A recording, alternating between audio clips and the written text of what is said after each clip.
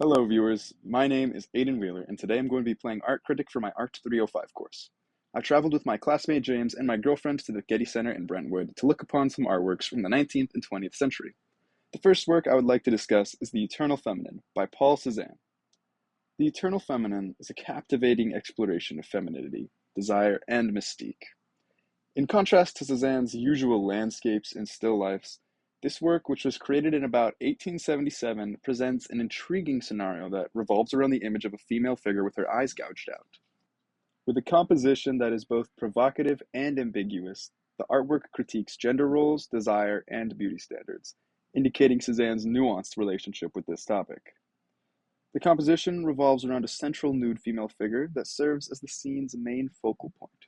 She is raised, leaning in a light that is almost divine, and a mob of men below her, some in awe and others with doubts, surround her. Because the lady is positioned above them, it conveys ethereality and an idealized yet unattainable femininity. It is an intense investigation of human emotion and the male gaze, since the group of men below her seem disorganized, and their mixed emotions add aspects of lust, devotion, and criticism. This arrangement by Cézanne suggests that the feminine figure in art is something that is both admired and misinterpreted, existing somewhere between an object of beauty and the unknown. Cézanne's early experiments with expressive line work are embodied in this painting, in the energetic and expressive brushwork. His lines lack strict definition, especially around the central figure, lending her an aura of vagueness that echoes her mystique. In contrast to the strong, heavy forms seen in Cézanne's later works, the lack of precise contours surrounding the woman and the crowd below conveys movement and intensity, producing a kind of visual rhythm. The scratchy and layered brushstrokes, especially around the men's figures, highlight a sense of movement and agitation as their expressions alternate between praise and criticism. The use of color is integral to the painting's emotional depth.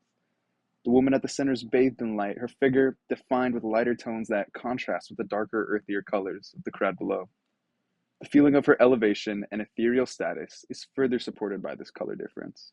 The contrast between the colder, almost glowing tones around the woman and the warmer tones, like the reds and browns utilized for the men, highlights the separation between the idealized feminine and worldly wants.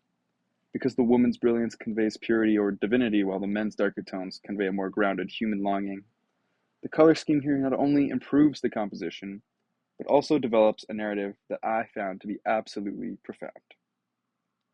Moving on to the next artwork I selected from the Getty Center, Claude Monet's Weeping Willow and the Water Lily Pond, painted between 1916 and 1919. This is one of his later works and reflects his relationship with his water garden in Giverny that he planted himself.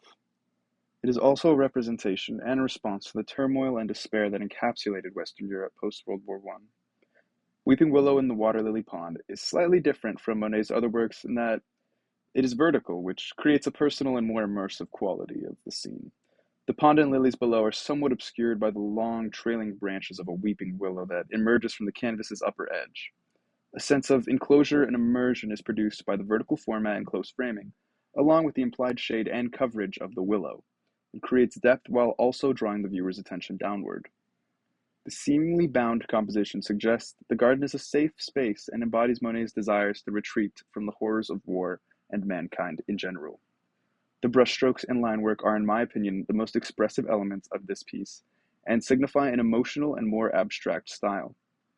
Long, sweeping vertical strokes that appear to sway and drip across the canvas are used to depict the willow's foliage, capturing the tree's form and movement. They also assist in drawing the viewer's attention downwards towards what appears to be some thick vegetation. The greenery is given depth by layered, textured strokes, and the painting's rhythm is established by the fractured, nearly splintered lines. Monet's vivid, subjective vision is embodied in this line work, which is not technically representational, but verges on abstraction as the lines and shapes dissolve into color. The horizontal, rushed brushstrokes used to paint the water lilies give the willow's dynamic verticality a sense of balance and serenity. This painting has a beautiful and melancholy color scheme, with lush greens and deep blues that flow together, interrupted by lighter hints of lavender and rose. The color blending softens the boundaries between forms, making the willow, water, and lilies all feel connected. The slightly darker, moodier palette may also reflect Monet's response to the war's somber impact on France. For its time, this picture was important because it captures Monet's changing viewpoint as he dealt with war, aging, and sickness. Weeping Willow in the Water Lily Pond is a unique, introspective work that reflects Monet's reaction to a world in turmoil through his personal and contemplative technique. Its loose, abstracted quality foreshadows the abstract expressionism that would emerge decades later. It also serves as a reminder of Monet's fortitude and development as an artist amid one of the most trying times in his life. Well, that concludes my time as an art critic. Thank you so much for watching, and thank you. Yeah, goodbye.